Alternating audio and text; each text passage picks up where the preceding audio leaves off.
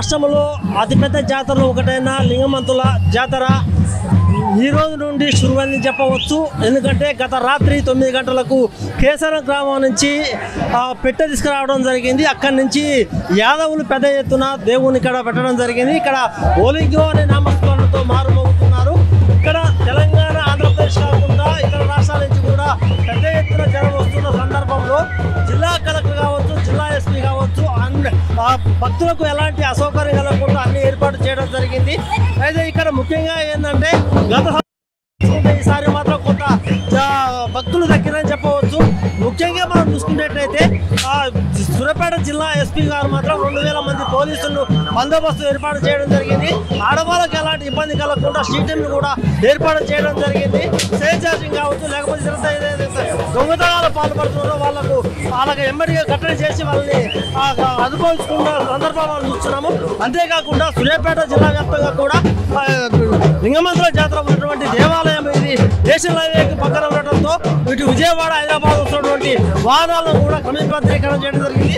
హైదరాబాద్ నుంచి విజయవాడ పోయే వాహనాలు ఏదైతే ఉందో అన్నింటినీ కూడా హైదరాబాద్ టు నాగటపల్లి, నల్లగొండ టు కోలం నుంచి మొదలు జరిగింది. అదే విజయవాడ నుంచి వచ్చే రహదారు నుంచి వచ్చే వాహనాలు ఏదైతే ఉందో Vijayawada to Kodad to Nagatapalli, Nalgonda to నాగటపల్లికి మళ్ళీ జరిగింది.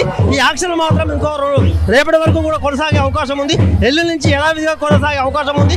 అంతేకాకుండా సుమారు 20 లక్షల మంది భక్తులు వస్తారని అంచనా వేస్తున్నారు. మనం చూస్తున్నాము, విజువల్స్ చూస్తున్నాము. ఓలింగో అనే నామస్మరణతో మాత్రం భక్తులు ఆడపాటలతో ఓలింగో అనే నామస్మరణతో మాత్రం మారమోగుతుంది. ఎక్కడ చూసినా కూడా ఓలింగో ఓలింగో ఓలింగో అని మాత్రము భక్తులు చిందులేస్తున్నారు, దేవుని మొక్కులు వేస్తున్నారు. అయితే ముఖ్యంగా ఇక్కడ ఏంటంటే ఈ దేవునికి ఒక ప్రసిద్ధి ఉంది. ఇక్కడ సౌడమ్మ తల్లి అని దేవత కూడా ఇక్కడ వెలువేసి ఉన్నది. ఎవరైతే పిల్లలు లేరో వాళ్ళు మొక్కుతే మాత్రము కొంగు బట్టి అర్చిస్తే మాత్రము వాళ్ళకు సంతానం కలుగుతుందని మనం చెప్పవచ్చు. ముఖ్యంగా ఇక్కడ మాత్రము యాదవులు మాత్రం దీన్ని సాంప్రదాయబద్ధంగా ప్రతి 2 ఏళ్ళకు ఒకసారి మాత్రం జరుపుకుంటున్నారు.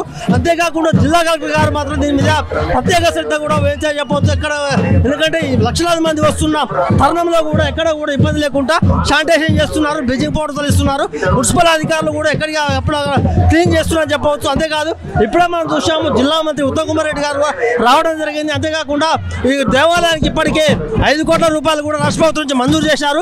అయినా కూడా ఇక్కడికి తెలంగాణ ప్రభుత్వం ఏర్పడిన తర్వాత సుమారు 15 కోట్ల రూపాయలు వచ్చినా కూడా ఎక్కడ కూడా శాశ్వత నిర్మాణాలు లేవు. ఇప్పటికైనా ప్రభుత్వాలు స్పందించి ఇంత పెద్ద ఘనంగా నడుస్తున్నటువంటి జాతరకు భక్తులు వస్తున్న వేళ ప్రభుత్వాలు స్పందించి మాత్రం నిజమే ఏదైతే అవసరానికి సంబంధించినటువంటి కట్టడాలు కావచ్చు, లేకపోతే భక్తులు కావాల్సినటువంటి కట్టడాలు కావచ్చు, కనీసం మరుగుదొడ్ల సౌకర్యం కూడా లేదని కూడా భక్తులు ఇబ్బంది పడుతున్నారు.